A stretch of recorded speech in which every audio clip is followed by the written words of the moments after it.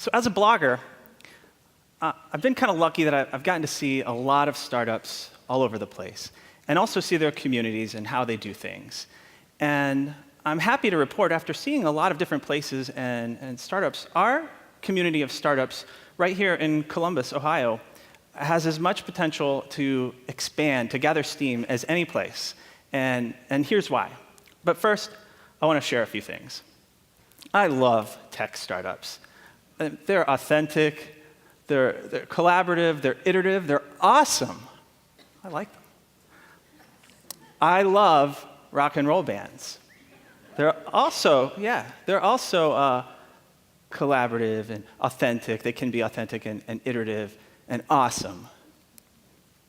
I love, love, love Columbus, Ohio.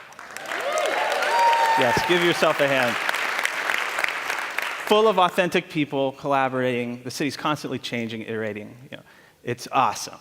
And I've been here for 24 years, and I can't think of any place else I would rather live. Maybe a house in the French Riviera, a second house maybe would be okay. But I love Columbus. And as much as I love it, sometimes I feel like it's been a city of near misses in terms of getting the recognition it deserves on the national stage. Except for the Ohio State Buckeyes, right? Everybody knows about the Ohio State Buckeyes. But seriously, when I meet people sometimes, and in the course of talking, like, hey, where are you from? And because I'll talk to anybody, and I'll say, I'm from Columbus. And there's a little pause. And I say, Ohio, and they say, oh, what a great place. I've been to Katzinger's, or I've been to the museum, or Schmitz, and you just kind of have to say Ohio after you say Columbus when you tell people that's where you're from. The near miss for Columbus that stands out the most in my mind is the rock scene here in the early 90s at Ohio State's campus. And some of you may have been around for this. This was an awesome time. Bands like Scrawl and the New Bomb Turks, Gaunt, Watershed, Ishkabil, many of these bands were signing big record contracts, touring the world.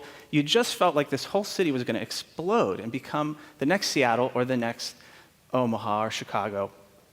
But it didn't really happen that way. It got to a point, but it didn't expand. It didn't have quite enough steam to become a nationally known city, I felt like. And it doesn't diminish any of the work that these artists did, because some of these people are my heroes. And their contribution remains. And actually, the community is still here. As you can see, there's still a vibrant music community here in Columbus, Ohio. But there are some other communities in Columbus, Ohio, too, and that's what I'm going to talk about a little bit more, finally. There is a community of wild tech startups among us today. They're all around us, and this reminds me a lot. The tech startup scene here reminds me a lot of that 90s rock scene in terms of hype and potential. And I've often been asked, is the tech startup scene here, is it going to blow up? Is it going to expand nationally and be known nationally? And it's a good question, because I've watched it over the years here, writing about it, and I've seen there have been good years and slow years and good years and slow years, and I've often wondered. So I had an idea. Rock bands are a lot like tech startups, right? And I'm not the first person to make this conclusion. Braun and Clune's written about this in The Guardian, and Chris Cameron and Read Write Web, and some other people made the connection. But in terms of a community of rock stars and community of startups, community of rock bands, is there some way I could compare this tech startup scene to that 90s scene to draw some conclusions about expansion? Highly scientific. So I found a framework that I could use. And in his book, Startup Communities, Brad Feld, you may have heard of him, Techstars, brilliant entrepreneur. In his book, Startup Communities, he has this thing called the boulder thesis, right? And it's 4 points that will determine whether a startup community could have longevity and be successful. So I got the idea, I'll take this boulder thesis and I'll overlay it on that 90s rock scene, and I'll overlay it on the tech startup scene here in town today and see what happens. So I revisited a couple of stories I'd written about some startups here as well for TechCrunch, and then also kind of leaned back on my own illustriously obscure contribution to the music scene here as well, just for good measure. And so what did I find? Well, first, what's the boulder thesis? So Feld says there are 4 things that are important, right? He says, one, entrepreneurs must lead the community, that startup community. They must be the leaders. And he defines entrepreneurs as people who have actually founded a company or been intimately involved with the founding of one. He also says that the leaders must have a long-term commitment to that community. And we're talking like 20 years. So it's not like you found your company and you're successful and then 2 years later you're out. You stay and foster the community for others. He says that the community must be inclusive of everyone that wants to be involved. So whether you're one person with an idea or you're a 10-person team on the verge of funding, you're all equal in that community. And he says that the community must have continuous activities to engage entrepreneurs. So there must be constant activity, different kinds of events to bring the community together for constant activity and constant forward motion in terms of innovation. So there are two more things I think needed to add to this, right? You need to have a defined geographic location. Maybe that's a city, maybe that's a community like Franklinton. And you also need a steady stream of capital to keep things funded. So I overlaid all that on both of those scenes, and what happened? I found out that the music scene of the 90s did not equal the startup scene today. And here's why.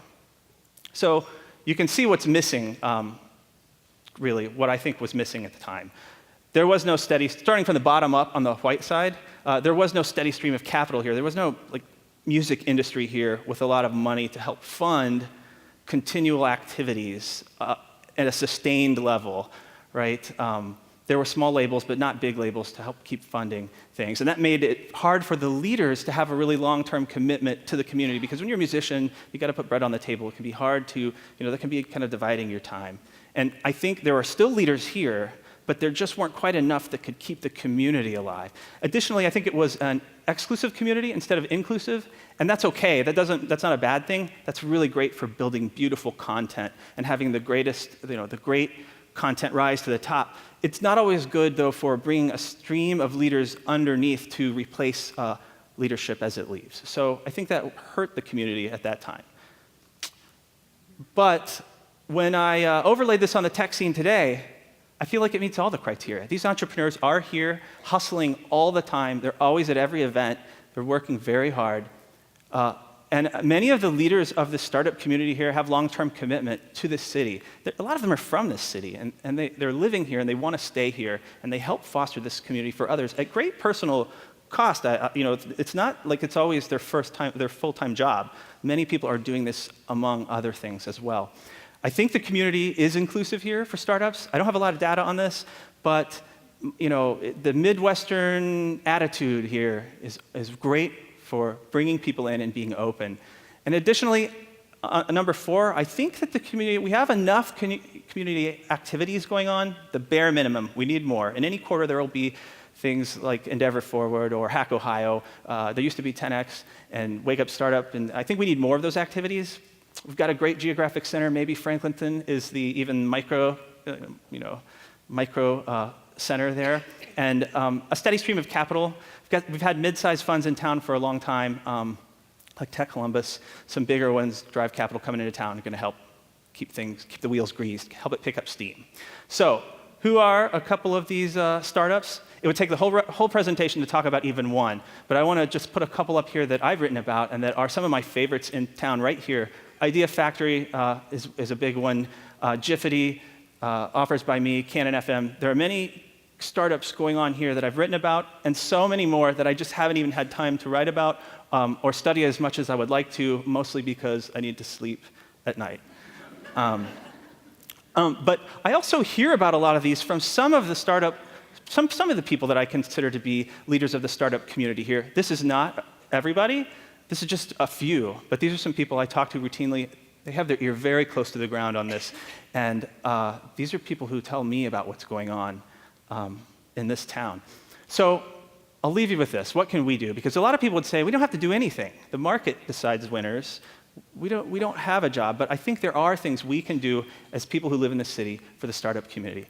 We can, A, know that it's going on, know that it's here, be proud of it, tell stories about it, spread the word, talk about it. Word of mouth is powerful, and this startup community is something that makes our city very special.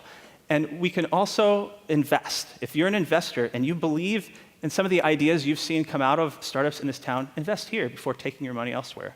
Because the startup scene here getting better and becoming a nationally known thing is good for our city, and I think it can be one of those things, not the only thing, but I think it can be one of the things that finally does make Columbus, Ohio, just become Columbus.